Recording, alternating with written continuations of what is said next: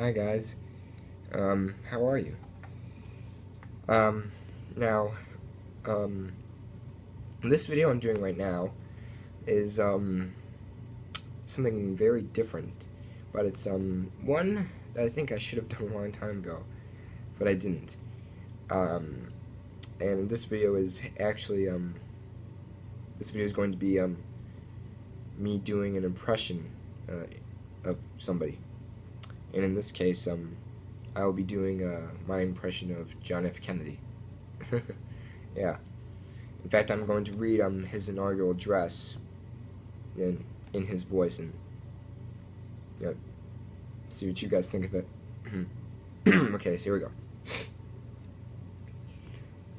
Mr. Chief Justice, President Eisenhower, Vice President Nixon, President Truman, Reverend clergy, fellow citizens. We observe today not a victory of party, but a celebration of freedom, symbolizing an end as well as a beginning, signifying renewal as well as change. For I have sworn before you and Almighty God the same solemn oath our forebears prescribed nearly a century and 3/4 ago.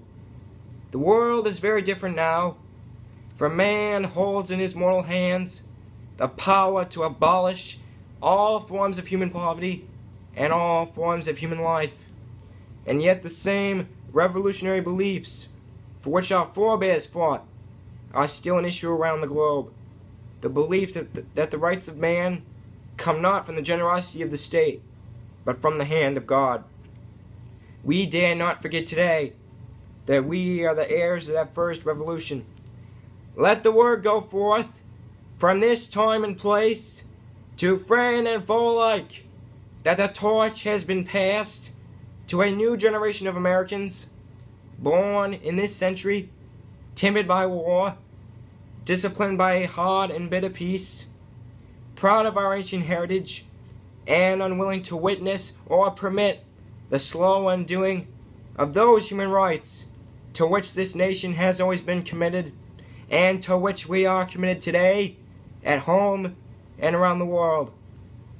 Let every nation know, whether it wishes us well or ill, that we shall pay any price, bear any burden, meet any hardship, support any friend, oppose any foe, to ensure the survival and the success of liberty. This much we pledge and more. To those old allies whose cultural and spiritual origins we share, we pledge the loyalty of faithful friends. United there is little we cannot do in a host of cooperative ventures. Divided there is little we can do, for we dare not meet a powerful challenge at odds and split asunder. To those new states whom we welcome to the ranks of the free, we pledge our words that one form of colonial control shall not have passed away, merely to be replaced by a far greater iron tyranny. We shall not always expect to find them supporting our view, but we shall always hope to find them strongly supporting their own freedom, and to remember that in the past, those who foolishly sought power by riding the back of the tiger ended up inside. To those peoples in the huts and villages across the globe, struggling to break the bonds of mass misery, we pledge our best efforts to help them help themselves, for whatever period is required, not because the communists may be doing it, not because we seek their votes, but because it is right. If a free society cannot help the many who are poor, it cannot save the few who are rich.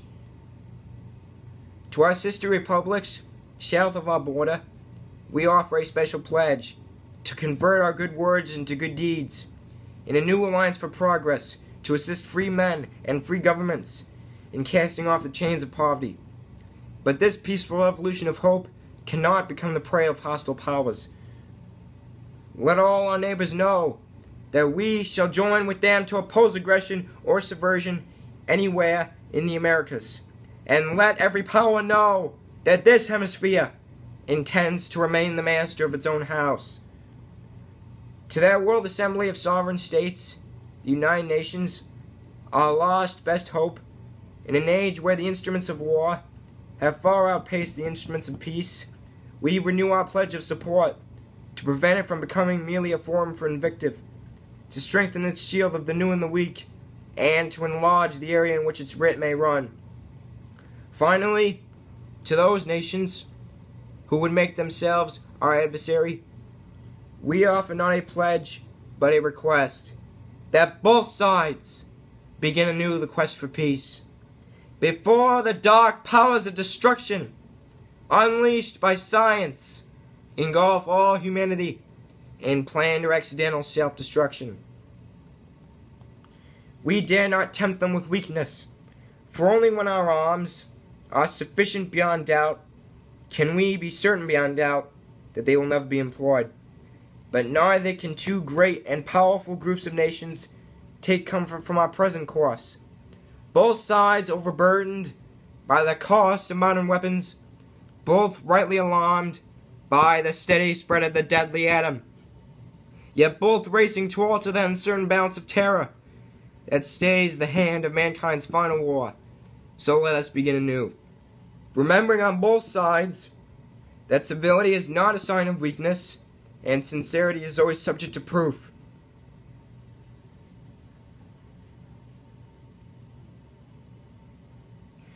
Let us never negotiate out of fear, but let us never fear to negotiate. Let both sides explore what problems unite us, instead of laboring those problems which divide us.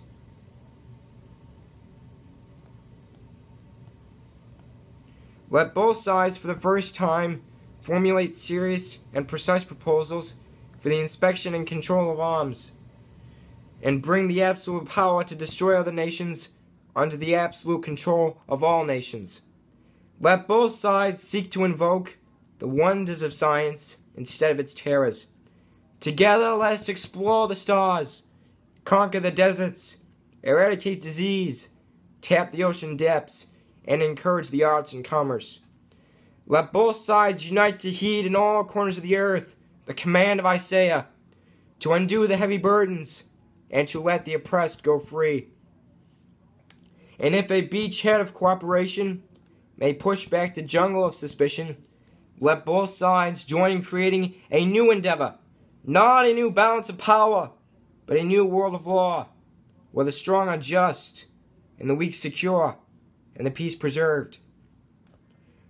All this will not be finished in the first 100 days, nor will it be finished in the first 1,000 days, nor in the life of this administration, nor even perhaps in our lifetime on this planet, but let us begin.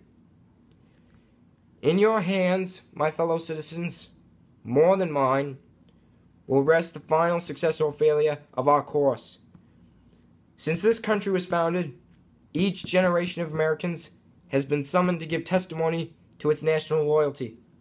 The graves of young Americans who answered the call to service are found around the globe. Now the trumpet summons us again, not as a call to bear arms, though arms we need, not as a call to battle, though in battle we are, but a call to bear the burden of a long twilight struggle, year in and year out, rejoicing in hope, patient in tribulation, a struggle against the common enemies of man, tyranny, poverty, disease, and war itself.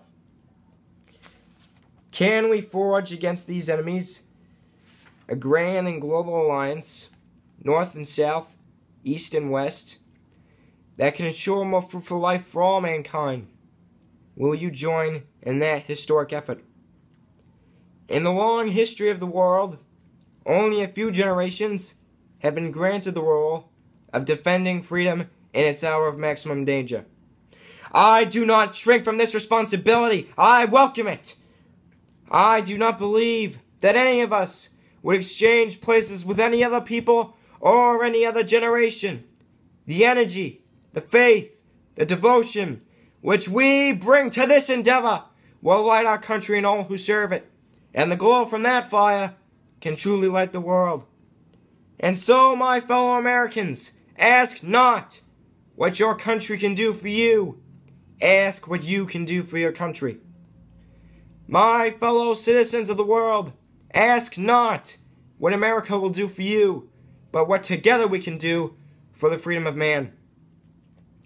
Finally, whether you are citizens of America or citizens of the world, ask of us here the same high standard of strength and sacrifice which we ask of you.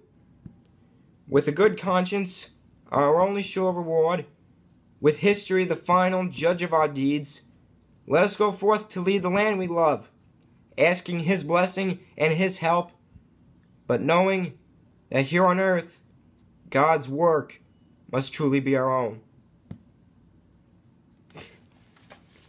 Okay, that was my impression of JFK. See you later.